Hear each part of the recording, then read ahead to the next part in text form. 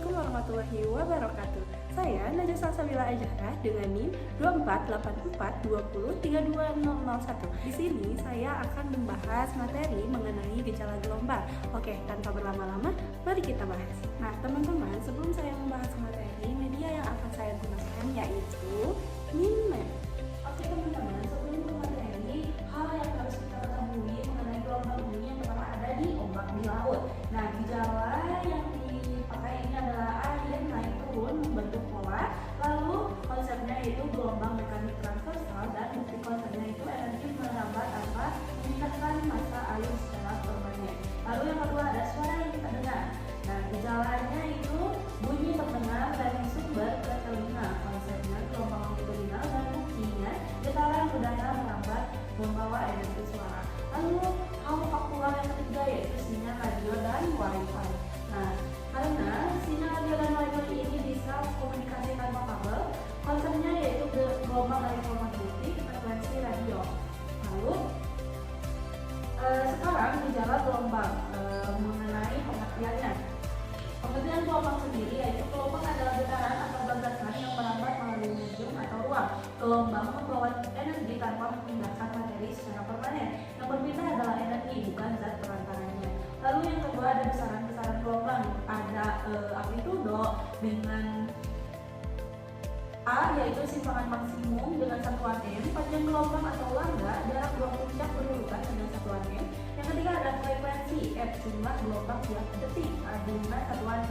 Dan yang keempat ada periode atau P, waktu untuk satu gelombang dengan satuan sekon, cepat lambat atau V, dan ini kecepatan gelombang dengan satuan meter per sekon.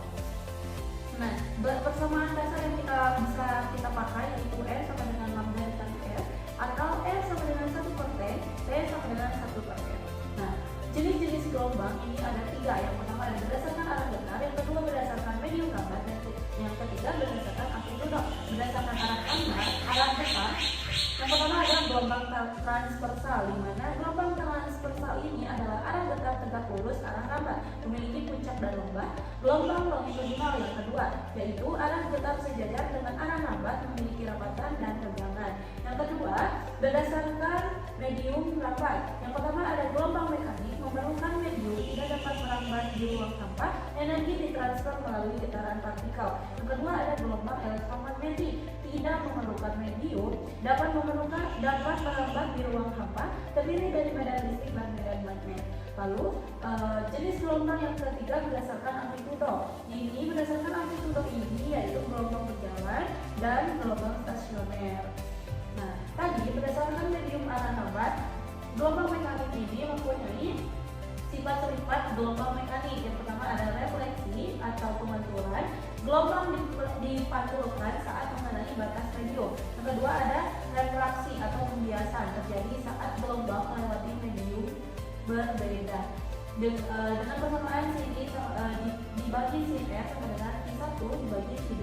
Ketiga ada difraksi atau pertukuran. Nah, gelombang membelok saat melewati celah sempit. Lalu yang keempat ada interferensi, perpaduan dua gelombang atau lebih, konstruktif, saling menguatkan, atau destruktif, saling melemahkan. Nah, berdasarkan medium lambat tadi juga ada gelombang mekanik ini mempunyai persamaan T sama dengan lambda dikali F, tetapi khusus pada tali T sama dengan akar dari F dibagi mu, di mana F adalah tegangan tali dan mu adalah massa per satuan panjang.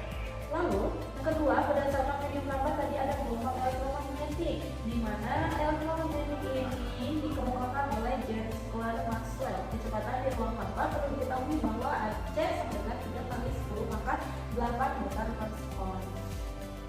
Nah, selanjutnya ada contoh soal. Contoh soalnya yang pertama ada sebuah gelombang memiliki frekuensi 5 Hz dan cepat lambatnya 20 meter per sekon. Ditanya berapa panjang gelombangnya? Jawabannya kita gunakan persamaan F sama dengan V dibagi F. V-nya adalah 20 dan F-nya adalah 5, maka 20 dibagi 5 adalah 4 meter. Jadi panjang gelombang adalah 4 meter. Nah, teman-teman setelah mengetahui bagaimana konsep faktualnya, terus juga konsep konseptualnya. Lalu kita sekarang ke praktikum gejala gelombang. Nah, tujuannya membuktikan gejala-gejala gelombang mekanik, refleksi, refraksi, difraksi, dan interferensi menggunakan air dan bahan sederhana secara seadil. Alat dan bahan: wadah transparan, air, pewarna makanan, sedotan atau pipet, kardus, penggaris, senter HP, kertas putih. Nah, prosedur kerja ini adalah refraksi, lalu yang kedua adalah refraksi, difraksi, dan interferensi. Oke, mungkin itu saja yang dapat saya sampaikan dalam video kali ini. Terima kasih atas perhatiannya. Mohon maaf karena terjadi banyak kendala. Wassalamualaikum warahmatullahi wabarakatuh.